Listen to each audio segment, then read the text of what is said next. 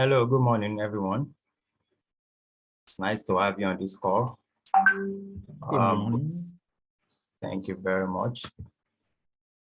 And we welcome our guests joining already. Can see Mr. Benga Adeni. You're welcome, sir. Can see Raymond Okoro as well. Good morning. And we will be starting in just 3 minutes from now.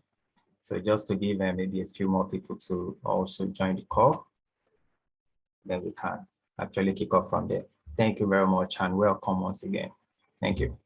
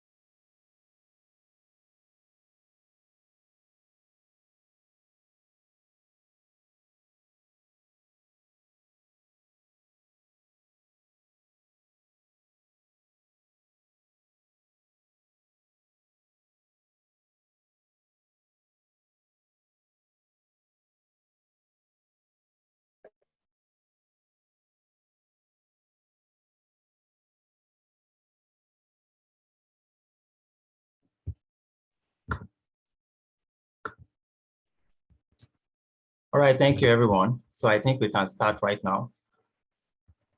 Confirm you can hear me, please. Sure, I can. Good morning. All right, thank you very much. Thank you very much. And we welcome everyone to. Sure, I can as well. All right, so we welcome everyone to this exciting webinar, right? We are thrilled to have you join us today for this webinar.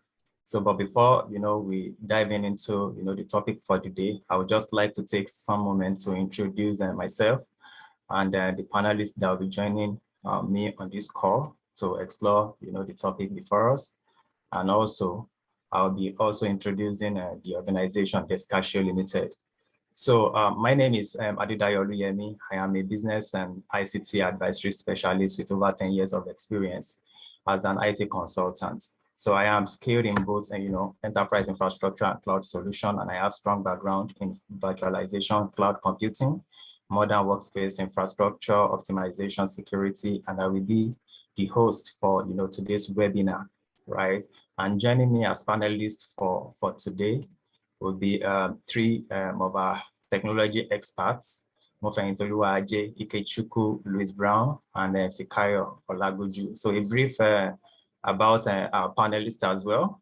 Mofayintoluwa Aje is a highly skilled IT professional with a strong background in computer science, and she's an astute IT professional, which spans over 4 years of practical working experience with Microsoft, AWS, and many other technology solutions. And our expertise, it lies in providing proactive and secure system for companies and clients who prioritize security.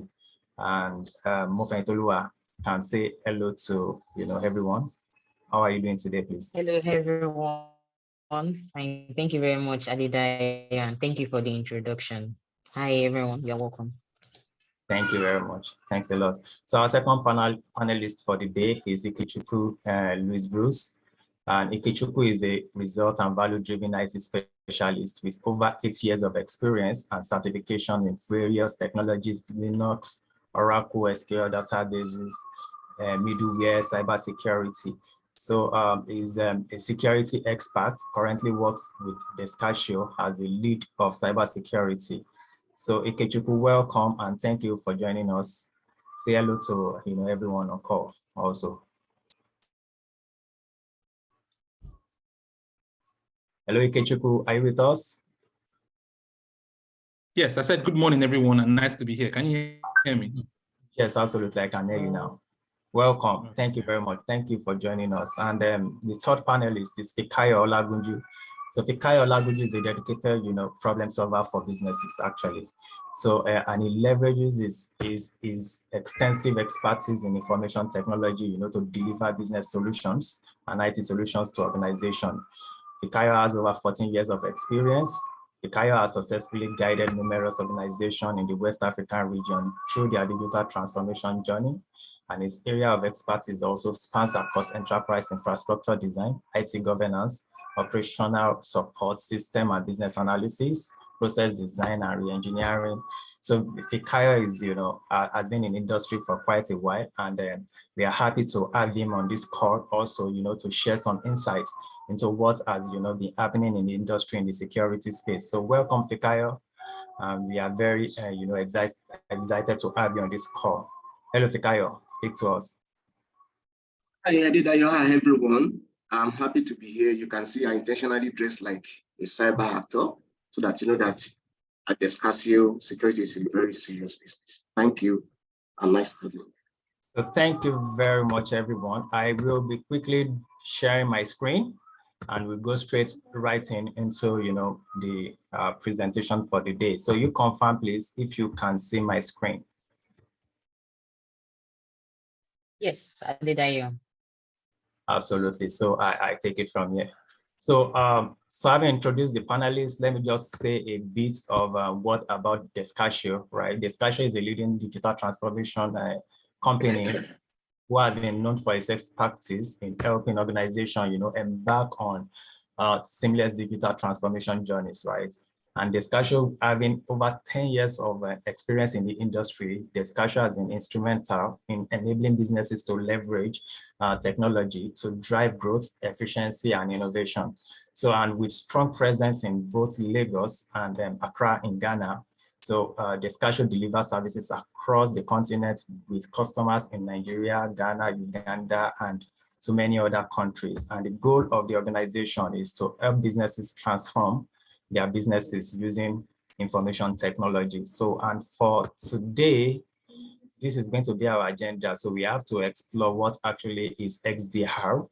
So once I'm going to take a very short presentation on that to explain the landscape and then how security has evolved over the years and talk about what exactly is XDR. Then from there we go into the panel discussion, because again it's very important to let everyone be on the same page. We all understand what the concept of XDR is. Then we're then starting to discuss about the key features and capabilities to look out for in any XDR solution, and what are the things to consider as well when we are talking about XDR, right? Then we take some technical, real world examples, technical use cases that will make us understand the concept and how XDR can actually help in various cases, right? And finally, we look at the future of XDR, the future of cybersecurity, and the future of security and operation centers as well. Then we take questions and answers, and finally, we can run into conclusion, right? So I'm going to share a quick poll right before I go into explaining these features, so we can actually quickly answer a very short, quick question. So I'm sharing a poll already, which has been shared. Is just to let us know our familiarity with the XDR concept, and also have an idea of where the audiences today have come, what sector. So please, you can quickly interact with the poll. This shouldn't take more than 1 minute. Then we go into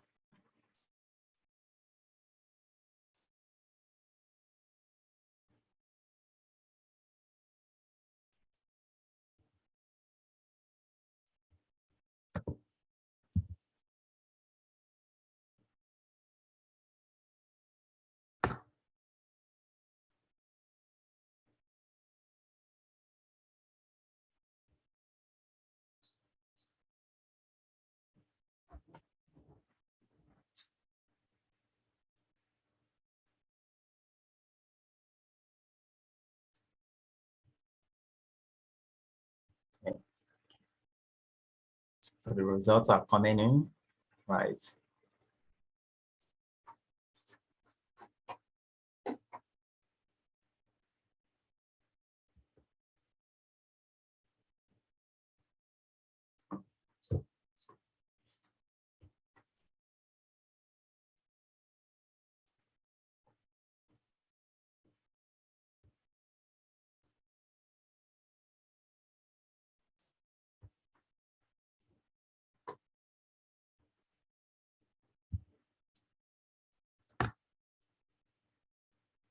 So, right, so I think we have 63% of the results that's coming already, right?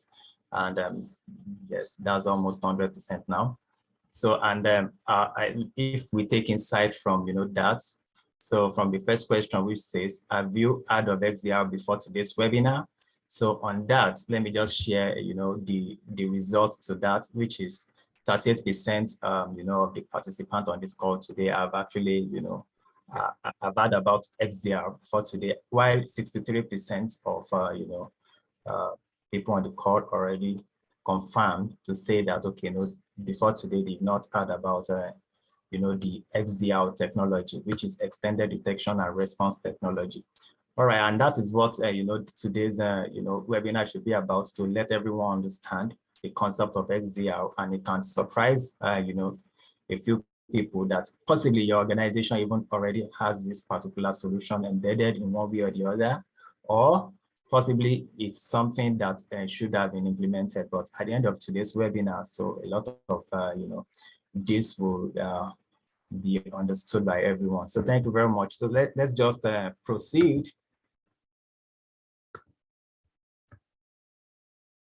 So 1 second, please. So now I want to let us explore the the evolution of threat detection and response, right? And we have to really look at get my last thing. We have to look at how has technology improved over the years, right? In the terms of when we talk about endpoint protection and antiviruses and how has it improved over the years. Basically, XDR simply means extended detection and response. And what I want us to pay attention to in this case is the detection and response capability, because that is where the focus is going to lie at the end of the day. But it's quite important also to, discuss how we have gotten to this particular, this particular stage in terms of cybersecurity. So we used to know antivirus, and that is the traditional antivirus, right? That we are actually familiar about in many years ago. I know that a lot of us on this call will be familiar with the regular antivirus, but again, there are limitations as regards antivirus in the sense that you have to, so the antivirus company needs to understand the threats they are actually protecting, the end users against. So which means you have to know something. Either you know the antivirus, do you know the virus you are protecting against, or you know the virus signature. So those are the things that are required, and you also require to, also keep updating the database day in, day out. And that has left a gap. It's a gap within the time when a particular threat has, entered there, the industries, and when the cybersecurity companies are able to respond and update their database.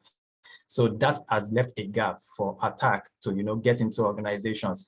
And as time went on, so there's something we now call the next generation antivirus, which means this organization now embed the intelligence and machine learning capability and bundle it with the traditional, antivirus. And that is now named the next generation antivirus. And what makes it different from the regular antivirus is just that this particular solution is now able to analyze the behavior of different things that is happening in the organization, to know the behavior, like the behavior of this particular, action or activities is malicious, then it can flag it in the sense that you can say, okay, this looks like a virus. It might not necessarily state like it is absolutely virus, but at least that solution has improved to an extent whereby it can actually, take intelligence and use machine learning over time to understand the pattern and behavior of viruses to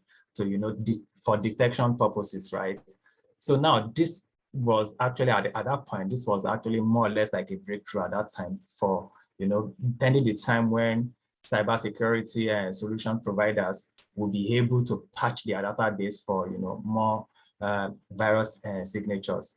Now, after then there was a challenge whereby you require the organization to be able to respond quickly to threats. You want a situation whereby then everyone wants a solution whereby, your antivirus has the capability of doing automatic detection. And once detected, you don't just want to detect a virus. We don't just want to detect a malware. We don't just want to detect a threat. What we want to be able to do is to be able to detect, and at the same time, you respond. The IT security specialist might not be on seat to say, okay, this is what you should do in this case, but you want a solution that will be able to respond.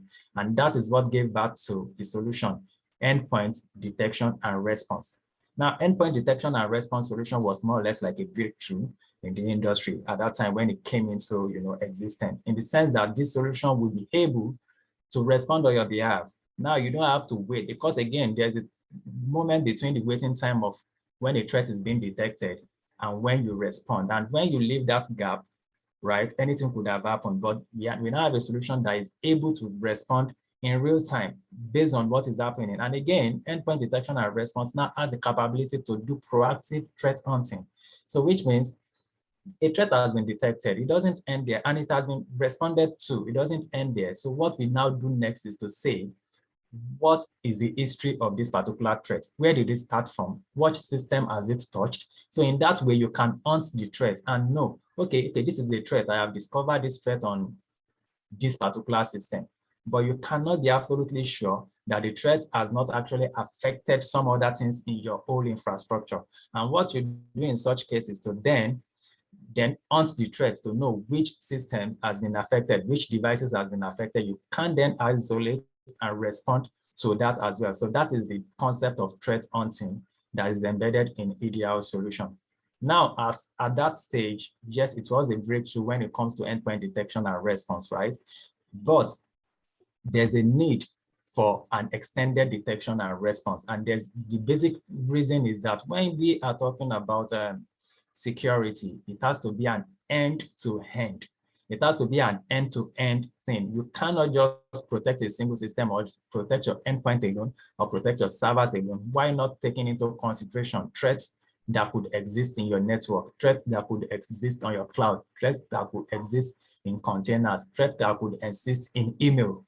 Now, all these solutions exist truly. We can have different solutions here and there, right?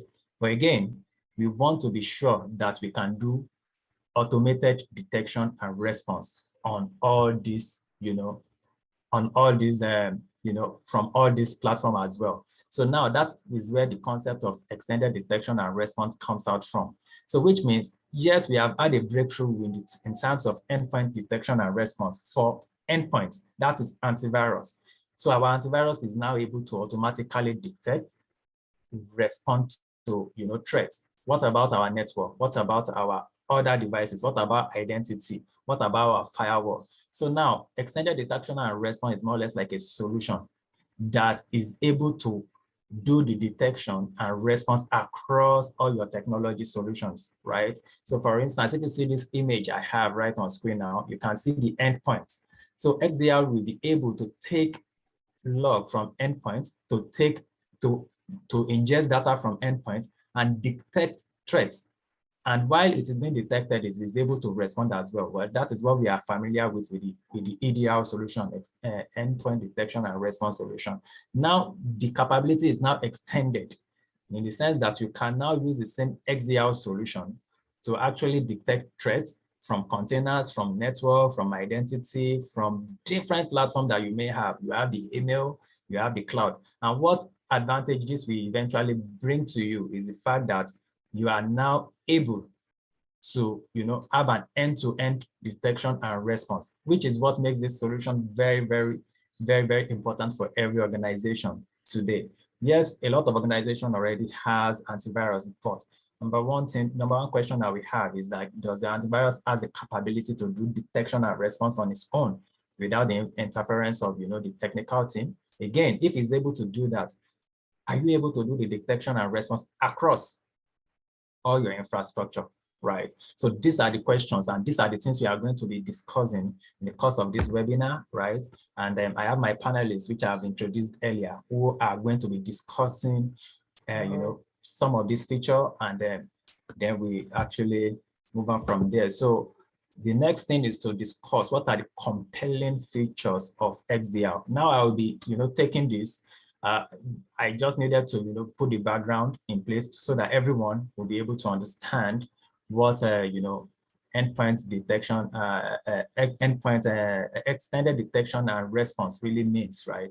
So I will be actually, we actually be having the rest of the presentation in form of conversation, getting from the experience of, our panelists on call today. So so we want to explore what are the compelling features of XDR. We need to explore that. So for taking this particular question, I have to hand it over to Fikayo to help us open the floor to, to explain the compelling features that, XDR solution actually has. So I think, let me put it on this slide. So Fikayo, over to you, please. Okay, so thank you, Adedayo and the rest of the team. Yes, we have some compelling features, but I think to be able to put it into perspective, I would like to just put the definition of SDR into a much simpler kind of angle. So let's just say SDR is a cross-layer detection and response tool that helps you to correlate data over a variety of security layers, such as endpoints, email, servers, cloud, network. What that simply means that it doesn't matter where you currently operate from, whether on-premise or cloud. SDR can actually help you to be able to achieve your security. Now, what are the key features? We look at a unified feasibility, advanced threat detection, automated response, and orchestration. When we say unified feasibility, it's simply saying an end-to-end kind of approach to your security architecture. You're able to see without having to think maybe something is hiding from you. And when we say automated response and orchestration, it simply means you can sleep and just cross your leg. You are able to put some tools, whether AI or ML, that is artificial intelligence or machine learning kind of tools in place to be able to achieve some level of automation and response to some of these threats. Contextual insight, it's able to give you a kind of a graphical interface where you're able to trace some of these threats, vulnerabilities, and whatnot. When we look at threat hunting capabilities, you are able to know the source, where it is currently, and if at all there's any destination. You know, if you look at my dressing this morning, you notice that so many people could not actually see my face because I intentionally decided to dress this way. So just same way a threat actor will come in, a cybersecurity actor will come in, they are going to disguise. You think they are part of your network, they are a legit user. That's the same way they will come in. They will come in and go out, and they will have wreak havoc in your network or your infrastructure. So you're able to hunt some of those threats. You have the capability now. It doesn't matter the current security architecture you have, the tools you've invested in. I can assure you, by the time we are done with this discussion, you will be able to take one or two things home. The integration and interoperability is simply saying you're able to integrate it with your existing tools. If you've invested in some of the security tools, solutions, this is just an add-on to it. It doesn't mean that you have to junk everything you've invested in. Real-time alerting and notification. So you don't only automate, it alerts you. It notifies you when there's anything that is strange from both signature and signatureless. Then compliance and reporting. You're able to give update to your C-levels in a much more readable manner. So I'll be handing over back to Adida because of our time. And if there's any question around this, please feel free to signify. Thank you. All right, thank you very much, Fikayo. So to quickly put this to everyone on call, you can actually use the question and answer section to drop question as we go across this presentation, right? So we'll be happy to take it and by any of the panelists on call. So thank you very much again, Fikayo, and it is very well explained, right? Again, I want to emphasize one of the points you also talked about, which is integration and interoperability capabilities of the solution, which is quite important. So one of the things with XDR is the fact that a lot of solutions don't have the detection and response capability. Yes, there might be a very good solution, but all the same, the detection and response capability are not there. So what XDR will do in such cases is that it empowers that particular solution to be able to do detection and response on your behalf, which is very, very important. You don't want to, have to say, oh, it's outside work hour, I wasn't able to respond, but you have a secret solution in place that absolutely can respond. So thank you very much, Kyle. So the next thing to discuss is what are the considerations. Second, I think I have questions. Okay, so Fikayo, so you can actually help us, with the question and answer session. Please help me keep an eye on it. So, Mr. Sure, I'm doing that. I'm trying to respond. I've seen some questions from Gap Caller, so I'm responding to some of them. Okay, so that is fine, right? So again, possibly we'll call you again to, discuss about this question. So you can actually respond in line, but again, you take a time to, respond all through the questions and speak about, taking into consideration the questions. So thank you very much. All right, so in terms of consideration when selecting an XDR. So when selecting an XDR is quite important based on the features that every organizations are actually looking out for, right? And again, for any security solution that anyone invests in, it's very, very important to know from the beginning, what am I getting from this solution? What are the features I am expecting? And now when we discuss about XDR right now, right?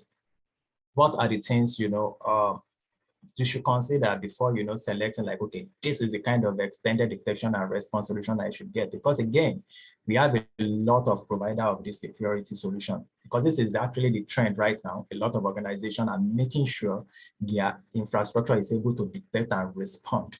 And again, considering the fact that you have a lot of, security solution in place already, now, what are the things to now consider if you are now looking at, okay, let me add detection and response capability to my security infrastructure? What are the things to consider? So helping us to discuss this will be Mofeyintoluwa and Ikechukwu. So let me take Mofeyintoluwa first, and then Ikechukwu will also, add your view as well. So thank you, Mofeyintoluwa. Over to you, please. Thank you. Okay. All right. Thank you very much, Fikayo, for that foundation, and Adedayo. They've already assisted us with setting up that good foundation on what the XDR solution does. So I'll just be running through quickly some of the factors to consider when selecting an XDR solution. We're talking about the integration compatibility. For integration compatibility, I'll also pick it with coverage, scope, and detection capabilities. For the XDR solution, we all know what it does is to provide extended, what's it called, detection and response to threats in your organization. So when you are looking for an XDR solution, the fact that it's able to, it's compatible with other solutions, security solutions in your organization, that makes it an excellent option for you. So when you are selecting an XDR solution, one of the things you should think of is, how is this going to work hand in hand with all of my other solutions? You don't just pick any solution, your security solutions in your organization, and just junk them, because you know that you can't just have only just one. So what you should be looking for is, how does your XDR solution interpret or is compatible with other third-party solutions? So that's one. Concerning the scalability and performance, usability interface, you should be looking for something that is scalable over time. That means it's adaptable to change. That's what an XDR solution would do for you. And also the fact that users can, whoever is using it, who is like the security operations analyst is going to be using it, is something that has a very interface, has a user interface that is very friendly, user friendly. So it's something that anyone can use. You don't have to have this bulky solution, XDR solution, that your security operation analysts will not be trained, or they will not be able to make use of it. So that's one factor, again, you need to consider when you are selecting an XDR solution. Lastly, you need to think of the vendor support and reputation. You need to look out for vendor support in the sense that, are they moving or are they producing security solutions that are compatible, they are industry compatible. We have some international organizations that provide this reputable support, and this is in terms of, say, you are talking about Ghana, we're talking about Forrester. These are examples of solutions, international certifications or bodies that you need to think of. They have to be compliant. Your XDR solution has to be compliant with these international bodies. So these are some of the factors you need to consider. So I'll be adding one more factor to this. One of the factors is, you have to make sure you are looking for a solution that has this automated and coordinated response. That means, just like Fikayo laid that foundation, you can just make sure that you can leave your solution, your XDR solution, working in your environment. You don't need to be present all the time to be able to monitor it, because you already have a solution, an XDR solution, that has an automated and coordinated response time to answer to any threats that may be coming in your organization. So thank you very much. So thank you very much. That is actually a very good one. Thank you for taking time to explain. So I will Ikechukwu on the call is our implementation technology security expert, right? I just wanted to add one or two things, because again, you have implemented XDR in several organizations. You have helped a lot of organizations to recover from threats, and which definitely XDR solution would have been able to address. So one of the, possibly you just share some experience with us to discuss what are the major things that you think that the organization needs to put in mind when selecting a XDR solution. In your opinion, what are the most important? Possibly you can give us like one or two or three, so you can lay a foundation to know that, okay, these are the core features that we must pay attention to. Then every other thing also we need to pay attention to them, right? But again, it's just to give a background or a concept to it to know, okay, what where do we start from if you are trying to select an XDR solution? So Ikechukwu, over to you, please. Thank you. Oh, thank you very much, and good morning, everyone. Good morning, my fellow panelists. Well, to add to what my colleagues have just said, I'll just add two things. If you're looking for an XDR solution, one is very basic. Definitely, I want to be very, very granular in my analogy. When you go to the market, normal market, you want to buy things, you have to test what you're buying. I know. Every vendor must give you an ability to be able to give you a trial with their solution. That's where you can now build trust. That is one thing we should look out for. And most OEMs actually do that. That is one thing. Okay, you are giving me an SDR solution. I want to see how it works. Can you give me a 14 days trial? Let me see how it works in my environment, after which you can come back to the table and discuss business. That is very key. Not someone come, no, this stuff is very good. Don't need trial. You need to see how it can work in your environment. That's number one. Number two is that, how are they evolving with the trends? I want to give an example.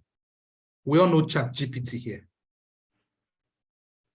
At least everybody knows ChatGPT, yes. I want to assume everybody knows that. ChatGPT has just been acquired by Microsoft, acquired over 40% of ChatGPT.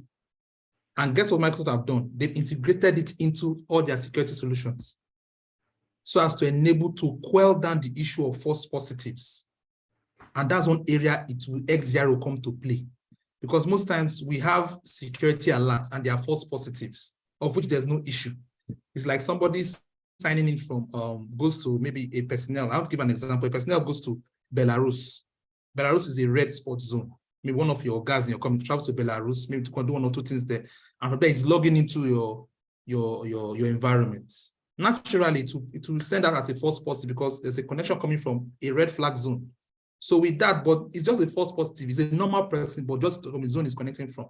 But the likes of ChatGPT, these AI tools, it will help quell all those issues. So if you are going for an XDR solution, find solutions that have already evolved with the times. If not, you might just have a very outdated solution whereby if any threat happens, it might not be able to quell it. So these are the two basics I want to just add to what I just said. Let them give you something that you can actually play with for a period of time. So understand the solution, then you can now purchase it. Then number two, let them see a vendor that evolves with time. So that's just my take on what has been said as regards considering XDR solutions. Thank you very much. That's spot on. Thank you very, very, very much, Ikechukwu. So I think we add a lot of background. So I think it's time now to, consider a technical, case study, right? So in order to understand, right, the importance, yes, it's very, very fine. We can easily, talk about the features, talk about what XDR can do and the likes. So, but it's very also important to, understand, like, okay, how does this threat even happen in organization? And why exactly has detection and response capability gained that kind of, that popularity, and why is it becoming the major thing to look out for in every solution that, organizations invest in? So we have to take a case of, a case study, and we'll be exploring a kind of threat called the spear phishing. It's called the spear phishing. So we explore what is spear phishing and why it demands our attention, right? So I just want everyone to try to pay attention so that we understand how spear phishing works and what the threat actors are doing. Because again, by only doing that, we will be able to understand how to respond, and we will be able to understand when we are seeing some form of pattern within the organization, right? And so we know when to take things seriously as, technology specialists. So spear phishing is a targeted social engineering tactics where the threat actor, they impersonate trusted individuals to deceive their targets into revealing sensitive information or performing malicious action. So in this case study, we'll just be exploring, we examine the increasing sophistication of these spear phishing attacks and the need for advanced solutions like XDR to defend, against them. So we are familiar with phishing, right? Normally, it's phishing, someone, come into your environment, try to trick you to do one or two things. However, in the case of spear phishing, it's quite different because, again, a lot of advanced technology solution has been used in there, carrying out this phishing attack. And that is why, it has to be named specially because of the technology that is behind this phishing attack. And what basically happened, three things basically happen when a spear phishing attack is actually happening. Number one, the cyber criminal will identify a piece of data they want to, compromise. Oh, this is a company, the MD, last year, we saw it in the paper, the MD approved a sum of $20 million. Oh, what if I compromise that man and I, one way or the other? So they identify a target and they know the target from the onset. And now to be able to trick people to believe like it is actually the, target that is actually bringing out this information or doing something, what do? They come in and try to root themselves as a trusted source. And this is what threat actors do these days. They don't jump into your network or jump into an infrastructure and start to act. So what they now do with spear phishing is that, threats can exist in the network just for existence sake to understand the operation of the company. They just come into the network and settle into the network and start to use AI tool. Thank you, Ikechukwu. You mentioned ChatGPT. You mentioned some technologies already that normally has been created to support our work, to support various innovations. However, whatever technology tool comes out, threat actors are going to definitely employ it. So threat actors are now using AI tool to mask and build trust, understand the processes within the organization. It could go on from from 3 months to 1 year for threat actors to understand the processes of the company end to end using AI tools. And at the end of the day, when they want to now perpetrate the attacks, because they already know if the MD wants to approve something, the first thing the MD will do is to send email. After he sends an email, he will follow up with a call, voice call. After he follows up with a voice call, he might follow up after 30 minutes. They know that is the pattern because they have actually learned the process. And what do? Then they now use AI tool to mask everything within that process. In the sense that they send an email using some form of ID, which will mask the MD's email because the threat is already existing in the organization and it has learned the process. And immediately after that, people are now getting phone calls. And you are going to hear the voice of the person that is speaking to you like, this is my MD. And if you speak the same way, that same person will speak, and that is AI tool that is going to do all those things. And in such way, you see that organization will quickly divulge information and say like, my MD even sent me a mail and even called me immediately after. And at the end of the day, you come back to review what has happened over time. You realize like that is spear phishing. That is how spear phishing works. And the channel that spear phishing can take, it can take email, business email compromise. It can take in form of voice call. It can come through social media. It can come through video call. In fact, imagine someone calling you, might be calling me right now and doing it through Microsoft Teams. And I'm seeing him physically on video call, right?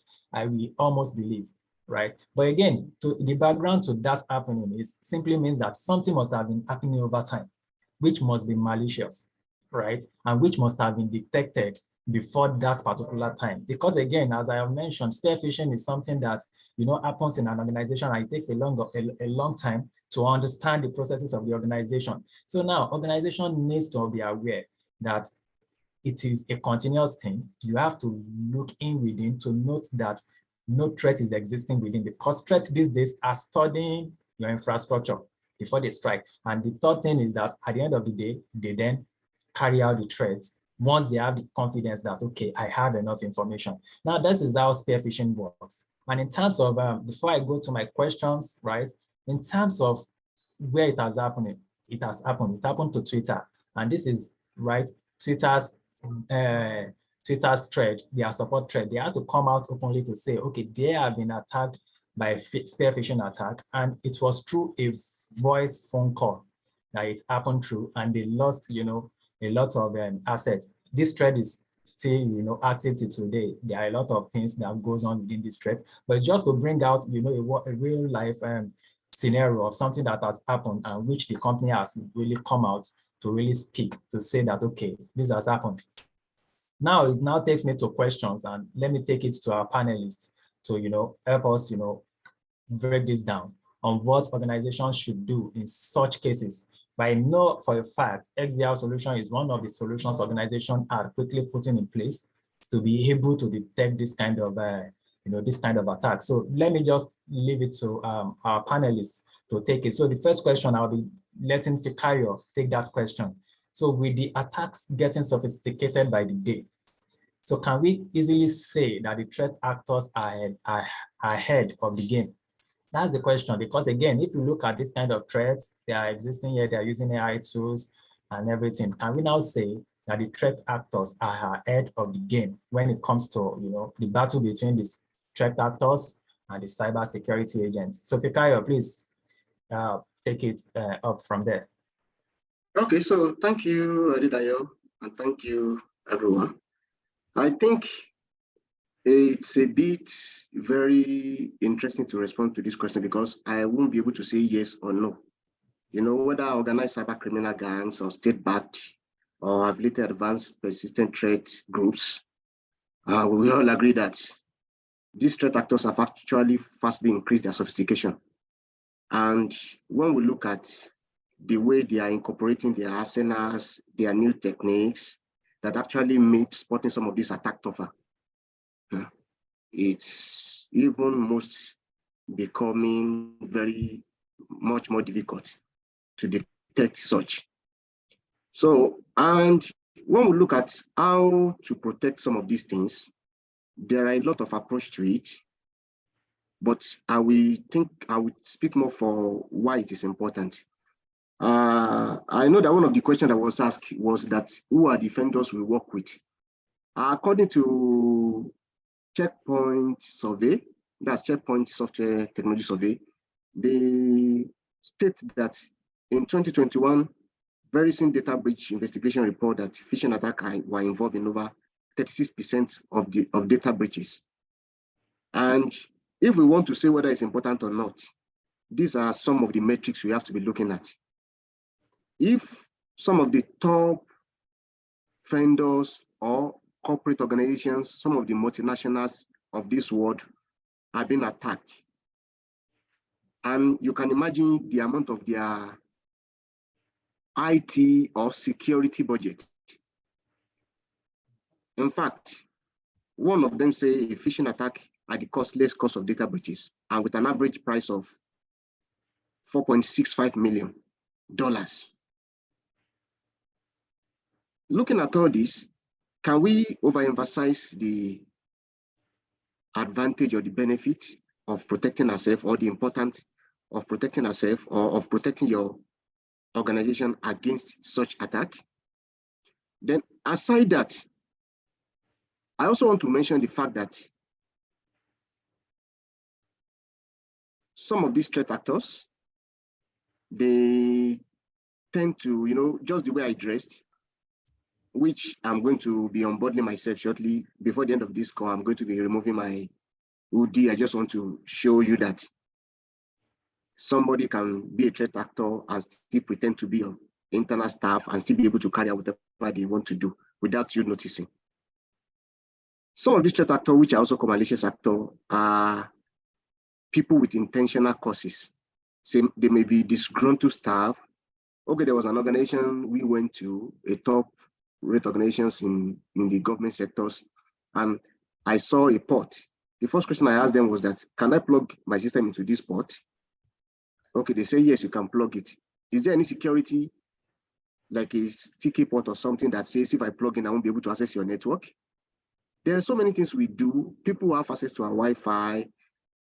So many things that we do that if we did not put the right measure in place, I can assure you, it can run down so many organizations, especially when they have to be paying ransom for some of these cyber criminals, and it may end up becoming bankrupt for them if it's got into that. So, and I know that one of the questions I was asked also was that even for small organizations, you are not in isolation. organizations with 5 users, 10 users, they are being attacked day in, day out. So I'm going to be leaving it on that. I know that there are other questions that has been asked, which I promise they're going to be answered live. Let me see if I can take one of them before we hand over to my host. Let me see. Okay, Fikayo. Go ahead. Can I come in there? Yeah, you said your point was very apt. Very, very apt. But one thing we should understand that for businesses, small businesses, even medium businesses, one thing we fail to do, especially in this part of the world, is that once we buy a high-tech security solution, we let it be. The solution should just solve all my problems. But you find out that one thing I know very well in security with my experience is that the weakest link in the chain of security is not the machine, it's not the server, it's not the security solution, it's we humans. Humans are still the weakest link. No matter how advanced we want to evolve, humans are still the weakest link. And how do we call this link that humans bring? Is effective training and policies. Like you go to I had an issue with a particular company. They had a breach. As I said, it was a phishing attack. I will say that scenario as we go on. And I found out that someone gave access to the would-be hacker. Had over 10,000 privileges on an infrastructure. One person had 10,000, and they don't know this person. 10,000 privileges. That's to say that some people have privileges that they don't need. There's no need giving an accountant write or execute privilege on the IT team's software. There's no need. I know that the MDs and chairmen, they want to know what's happening. Give them the read permission. They don't need to have write or execute permission. Just give permissions to people to just do their jobs. But most times, we have organizations that have policies that I want to know what is happening, see what is happening. And most times we commit several privileges to them, of which the hackers leverage those privileges to cause havoc. So most times, if I come back to everyday quarterly trainings for our people and putting the right policies that will help, at least those at the granular level. Whatever technology you are putting on top of that as well, it will be complementary and not disastrous. So that's just my take on what you just said. Thank you. Okay, so let me just respond to this. There was a question from Buaba that one of the key features of SDR is automated response and orchestration. How does it work? So Ike, do you want to respond to that also before we hand over to Adedayo?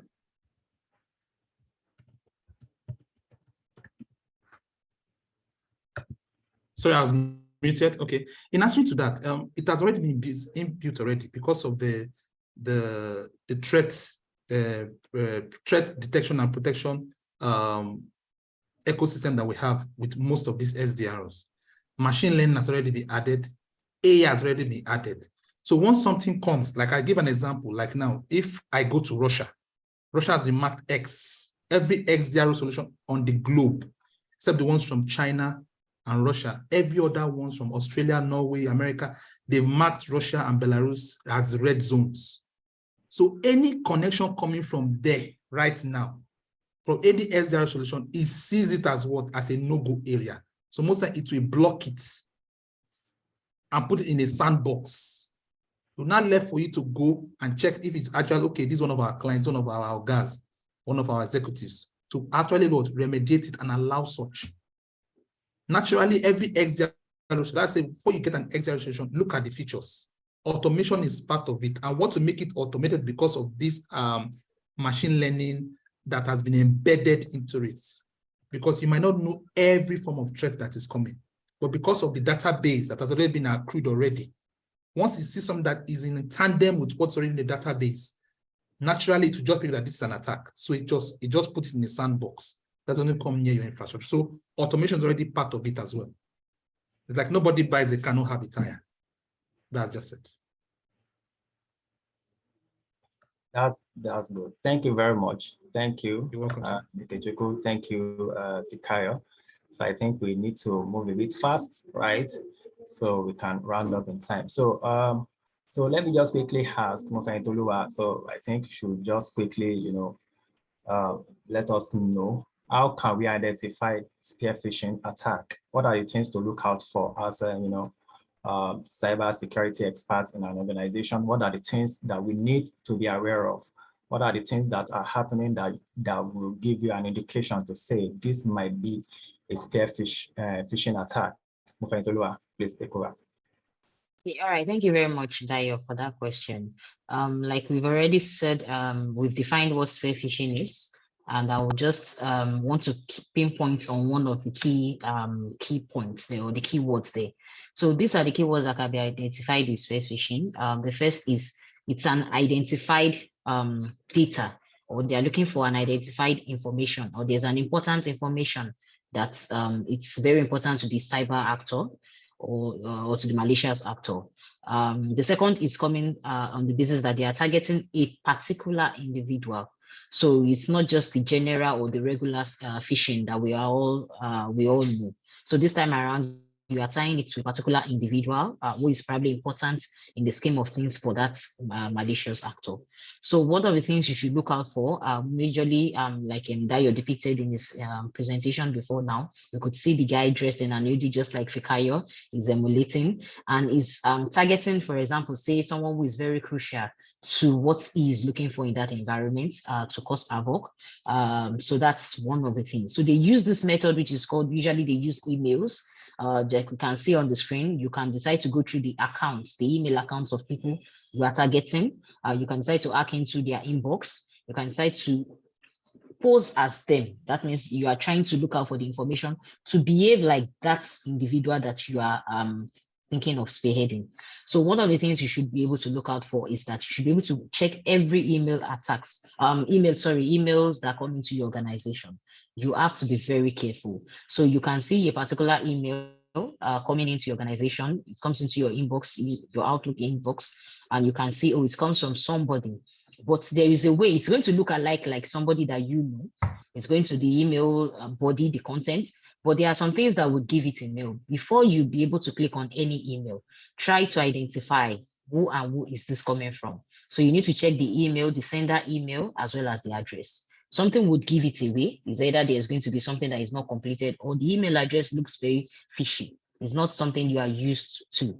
So you have to be very, very careful of that. Any emails that come into your box, your inbox, you have to make sure you check the emails address as well as the sender address. That's the email name. So secondly, you also need to look out for attachments. We all know there are a lot of attachments that come into our emails. Most people just click on any link they see without even verifying from their security tool that is going to be like your bit defender that goes on.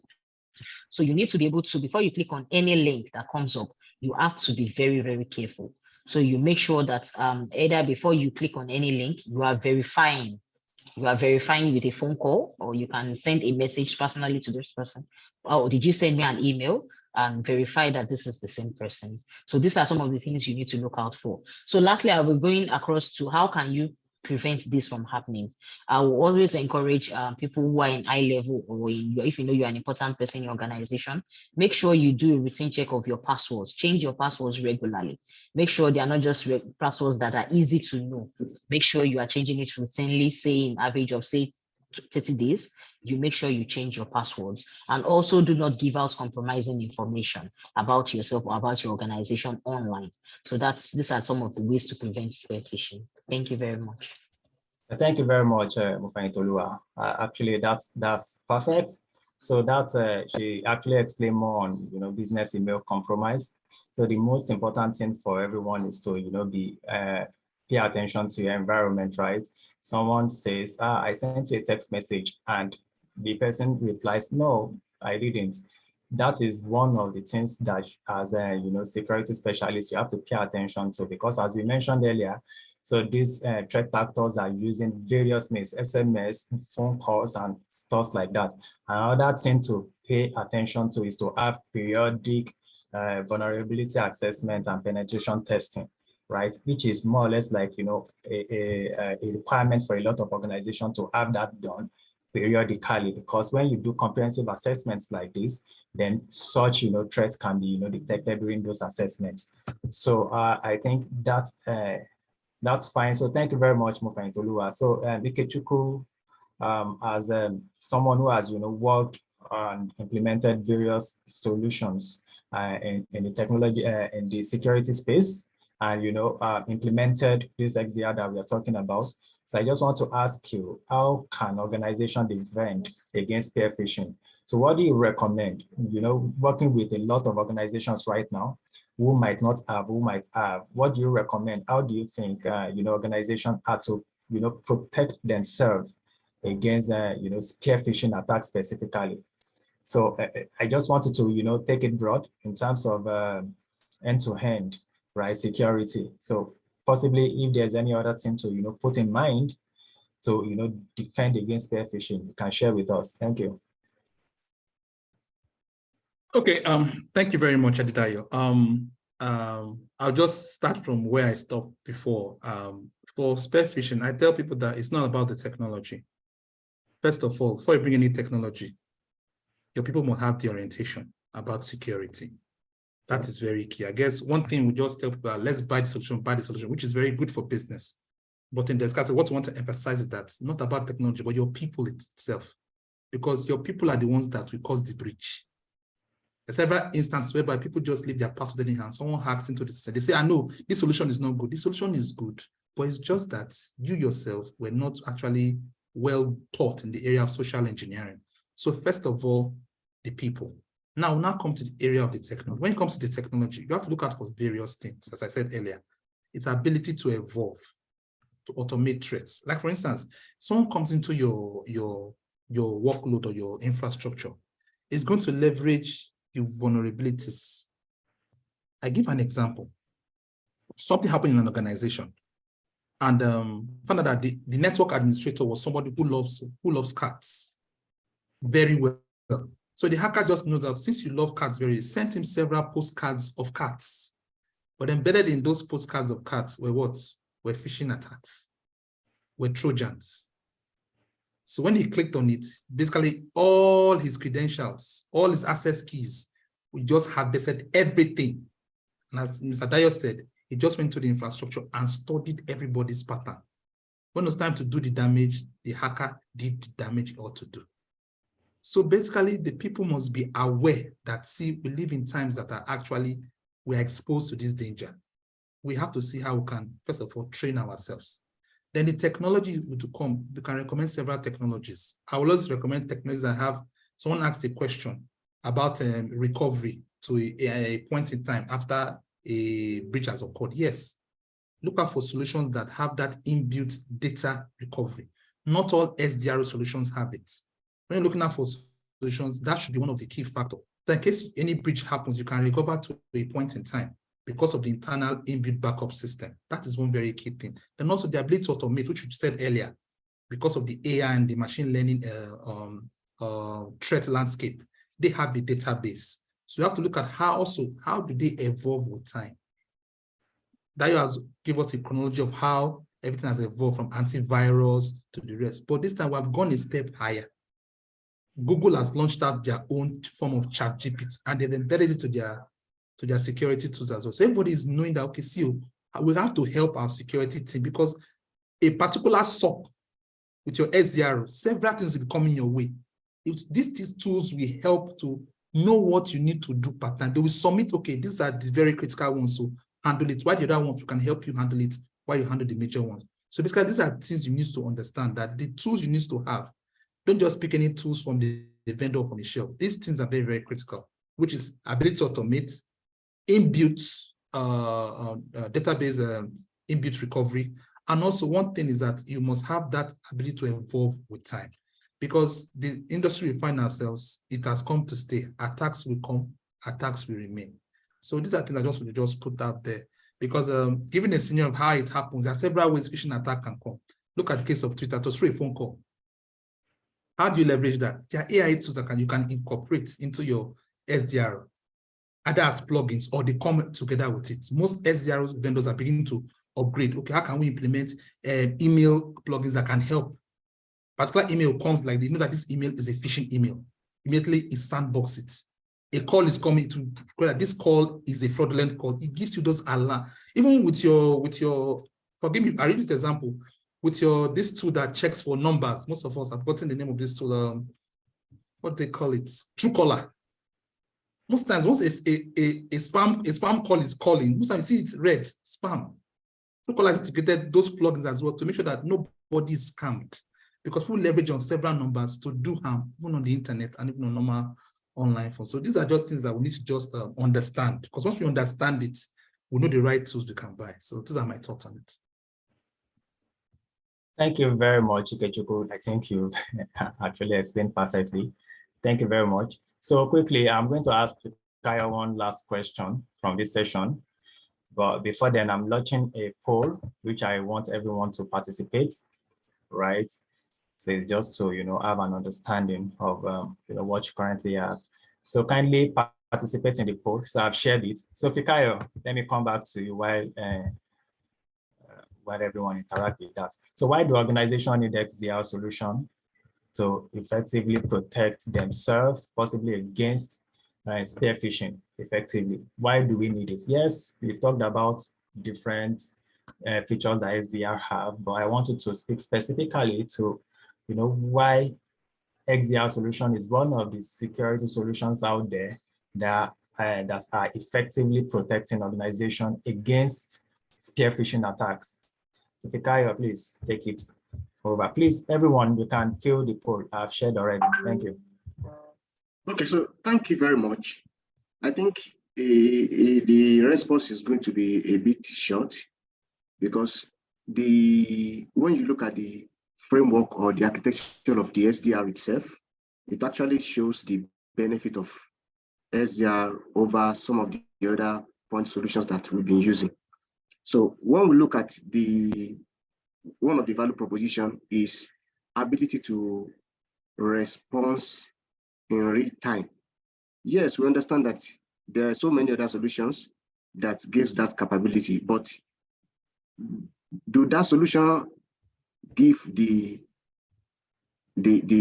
edge of an end-to-end?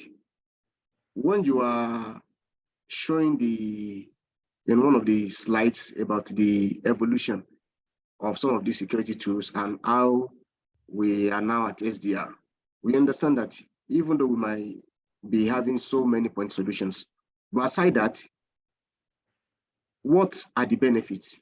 Yes, you've deployed point, you have antivirus. What is it giving you? Is it able to dictate? Okay, is it able to respond, or is it able to only wait for you to respond? And when we look at one of the capability of the auto response, we realize that the moment you adopt an SDR technology, one of the benefits you see is that based on a predefined kind of, maybe, let me use the word predefined metrics. Yes, you can decide what and what to block, what and what to allow. And that metrics also can also serve as an avenue to be able to give you reports if there's an alert that does not align with your predefined metrics. It gives you a notification and says, oh, the Fikayo that I know doesn't use UDI. Why is Fikayo coming in with UDI? It's going to give you that notification. You can now say, oh, yes, the organization actually acquired the UDI for Fikayo. We are aware Fikayo will be coming in with UDI. Please allow him. So such benefit is there. Then when we also talk about self-learning in terms of the artificial intelligence and machine learning, it means the solution on its own can learn about the new landscapes, whether it's signature-based or signatureless.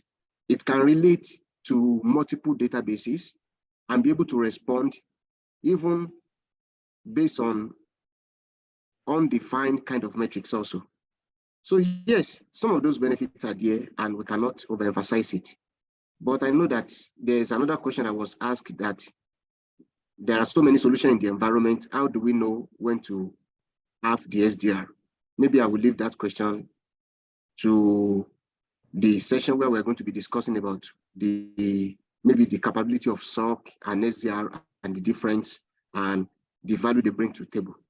So thank you as I hand over back to the host. Hi, Adida, over to you.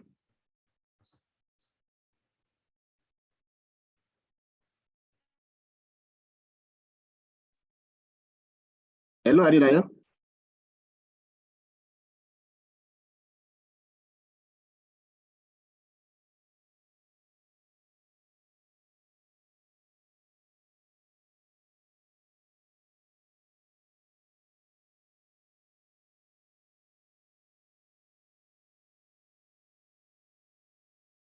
Hello, can everyone hear me? Yes, yes, we can. Yes, we can. Yes, Okay, we great. can. Okay. I think his network just lagged. Okay. Okay, I think Adedayo is out now. While we wait for him to return, yes, we have the pool. I think he's supposed to give us the feedback on the pool, so that we know how far. And I think maybe that we actually give the direction of the session, so that we know where and where to focus on. But while we wait for him to return, I think I can. Okay, he's back. Hello, Adedayo. Hello, yes. Can you hear me, please? Okay, great. Yes, loud and clear. Yeah. Over to you. Welcome back. Apologies. Sorry, my network fluctuated. All right, so thank you very much, Fikayo. Thank you very, very much for that. So finally, right, we want to actually have a discussion around the future of XDR, the future of the Security Operations Center. 1 second, I'm trying to share back my screen. Oh, okay, sorry. So, but let me just ask my question where I saw that. 1 second, please.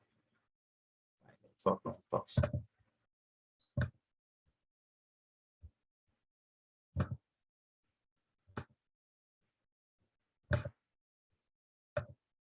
All right, so we need to discuss the future of XDR. So how can organization ensure a secure digital transformation? We understand that right now everyone wants to digitally transform their business, and from every organization you hear, everyone wants to engage and go on a digital transformation journey, right? So I want to put this question back to Fikayo again to explain to everyone, how can we ensure, while we are going on our digital transformation journey, how can we ensure that we have a secure digital transformation? Fikayo, please take it over. Okay, so thank you, Adedayo. Yeah, I think I will first summarize what digital transformation is. I understand that for so many organizations, they think digital transformation are just minor changes like sourcing for a new CRM system, upgrading data centers, or acquiring a firewall device. No, it's actually more than that. So it's more of, it encompasses of both people, technology, and processes within an organization. And it seeks to harness a way to find a new way to serve your customers, to mobilize talent, and to organize workflow. In a nutshell, it means it seeks to harness new technology to find better ways to serve customers, mobilize talent, and organize workflow.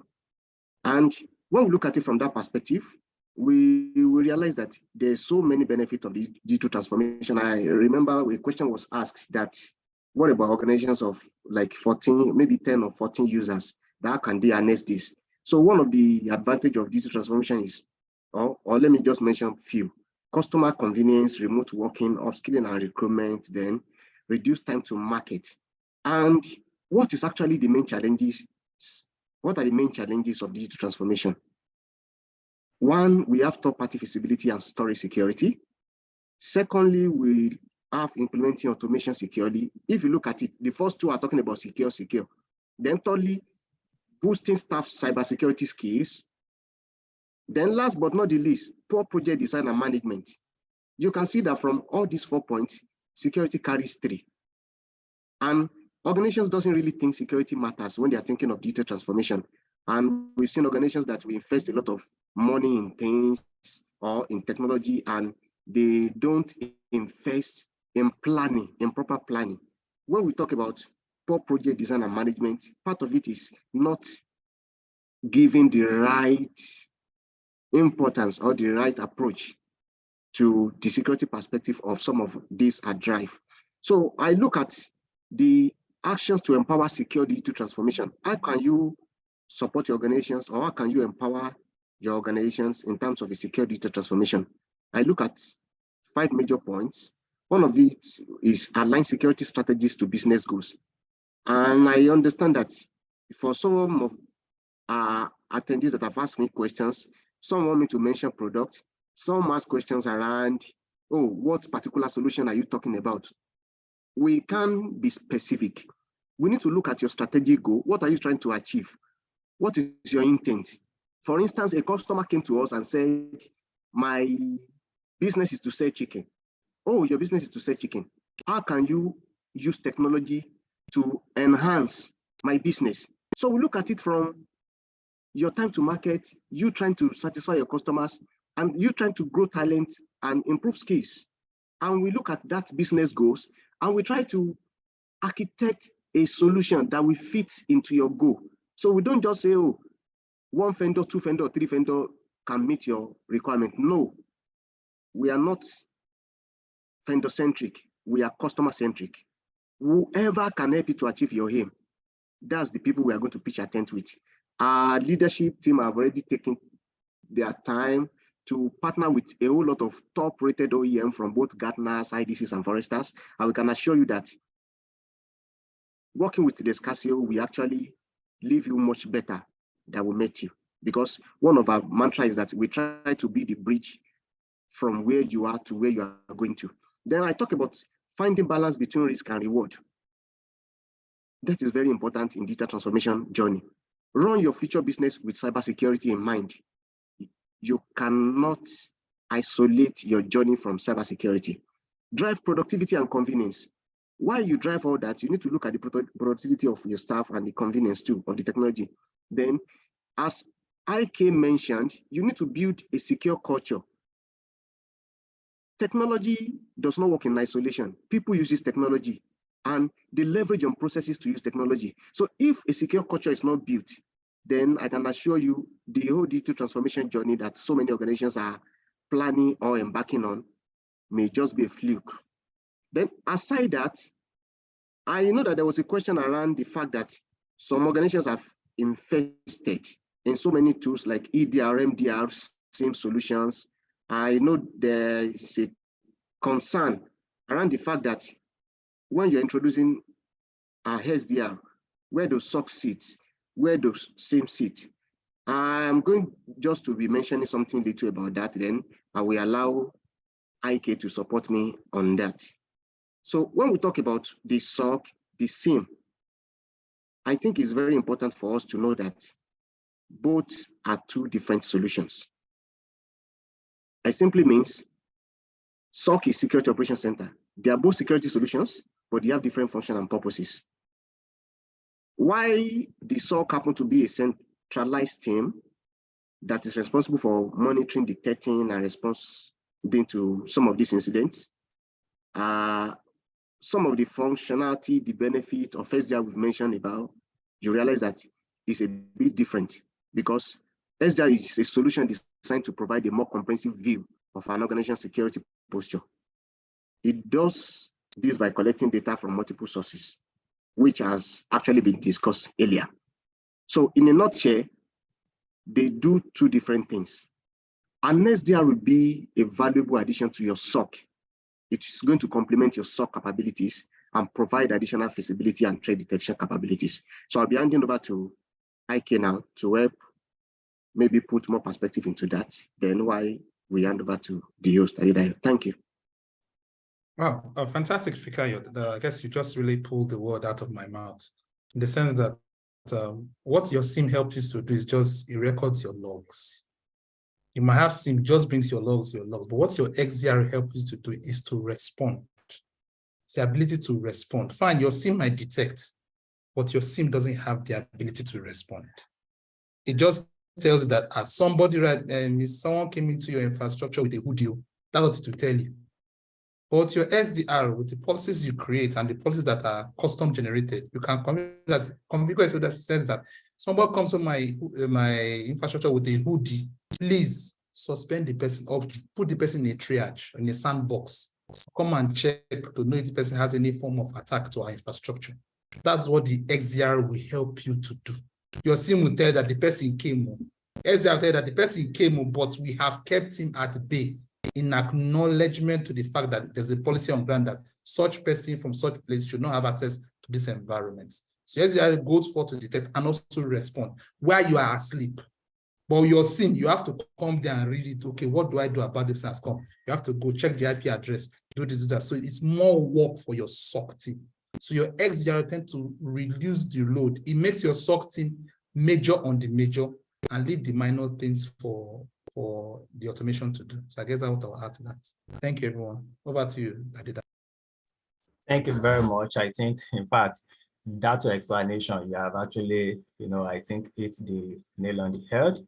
And I believe everyone, gets exactly what SDR will do and how it can complement the, Security Operations Center, right? Thank you very much. And really, that will, bring us to the end of, this discussion.